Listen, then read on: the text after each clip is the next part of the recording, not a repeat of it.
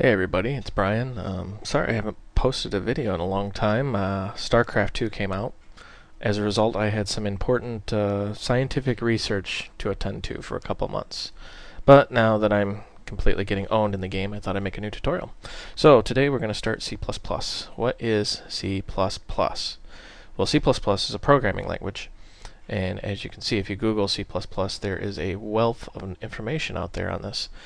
Now, I'm not going to get too much into compilers and IDEs and what you should and shouldn't use. I'm just going to show you the raw language. And my hope is we're going to get through this part very quickly and then jump directly into Qt programming, which, what is Qt programming, you may ask? Well, Qt, also called the Qt framework, is a product of Nokia. Actually, I'm lying. It was bought by Nokia. It was a couple, I think, Finnish gentlemen that invented this, and it's a cross-platform framework for C++ that runs on Linux, Mac, Unix, just about everything, really. I mean, they're even building it for MeeGo. Basically, it's similar to Java in the sense that it's cross-platform, but it's much different because it is C++ oriented. So what is C++? Let's go back to this.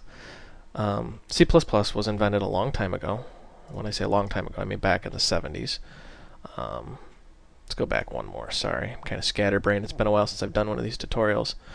So if you go to Wikipedia, C++, maybe if my browser ever loads, you can see that it was invented by a man named I'm going to horribly bastardize his name, Strastops.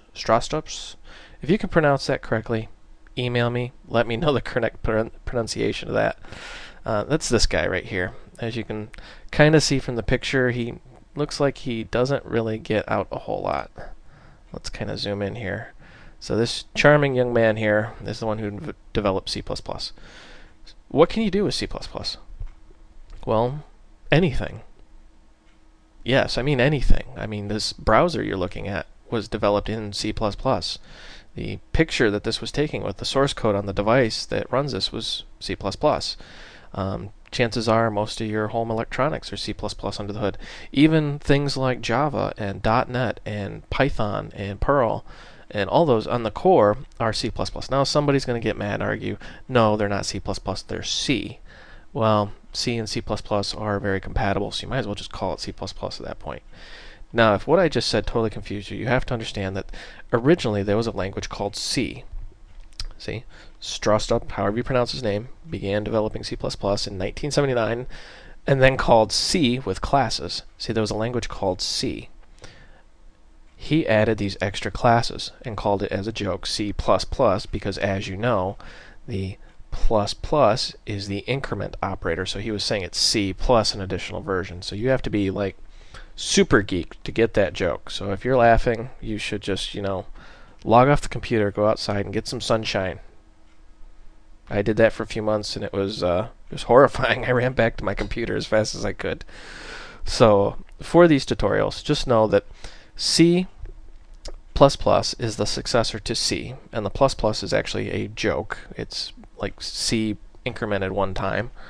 There's a ton of resources out there. Just go to Google, type C++, and you will see all tons of stuff out there.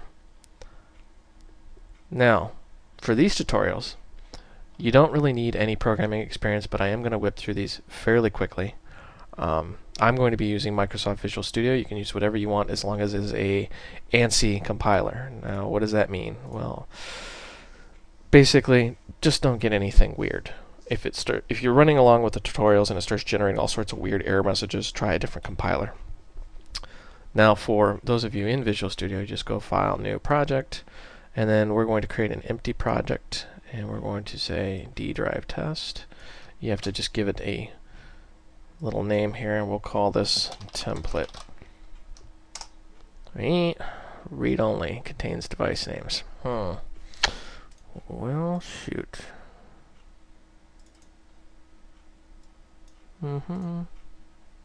Select here.